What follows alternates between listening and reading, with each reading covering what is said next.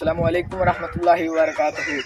मैं मोहम्मद सलमान क्लास हश्तम government elementary school 621 गाबे तांगले वाला फैसलाबाद का तालिब इल्म हूँ। मेरी और मेरे स्कूल की तरफ से अहले इस्लाम को ईद मुबारक। आए आप गवर्नमेंट एलिमेंट्री स्कूल 621 गाबे के अंदर जाकर देखते हैं कि स्कूल के तालिब इल्मों में ईद उल फितर की खुशियाँ कैसी पाई जाती हैं। रोजा रखने की दुआ,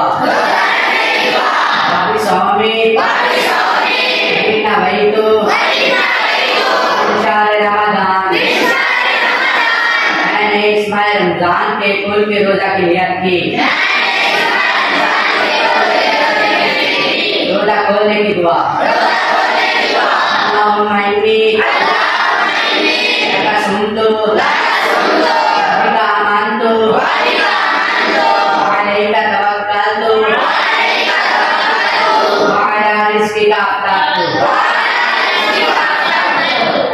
मैंने तेरे लिए रोजा रखा, तुझी पर भरोसा किया, मेरे रिज़्क़ से अफ्तार किया। ईद उल फितर मुसलमानों का एक अहम त्योहार है। ईद उल फितर यकम शवाल को मनाई जाती है। शवाल इस्लामी कैलेंडर का 10वां महीना है। ईद अरबी जुबान का लफ्ज है जिसके मानी खुशी, जश्न और फरहत के हैं। फितर के महीने रोजा खत्म करने के हैं। ईद उल फितर के दिन रोजे का सिलसिला खत्म हो जाता है। ईद उल फितर को छोटी ईद के नाम से भी जाना जाता है। ईद उल फितर के रोज अल्लाह ताला अपने बंदों को रोजा और रमजान की इबादत का सवाब अता फरमाते हैं। ईद उल फितर दुनिया के कोने कोने में मनाई जाती है। ईद उल फितर वाले दिन लोग ईद की नमाज से पहले फितराना अदा करते हैं ताकि जरूरतमंद और गरीब को भी ईद की खुशियों में शरीक किया जा सके।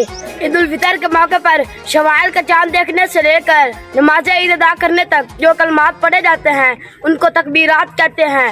अल्लाहु अकबर, ला इलाहा इल्लल्लाह, वल्लाहु Akbar वलिल्लाहिल हम्द।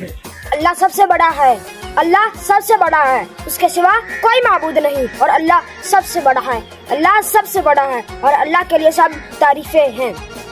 Allah is greatest, there is no one to be worshipped but Allah is greatest and all praises are of Allah। मेरी तरफ से आप सबको ईद मुबारक। आए आपको ईद उल फितर की सुन्नत और अहकामात के बारे में बताते हैं। नमाज ईद उल फितर से पहले सदका फितर अदा करना, गुस्ल करना, अच्छा लिबास पहनना और खुशबू लगाना। नमाज ईद उल फितर से पहले ताक खजूरें खाना और नमाज ईद उल फितर के लिए ईदगाह पैदल जाना। अपने अजीजों अकारिब के साथ ईदगाह जाना, एक रास्ते से जाना और दूसरे रास्ते से वापस आना। घर से ईदगाह जाने तक यह तकबीरात पढ़ी जाती हैं।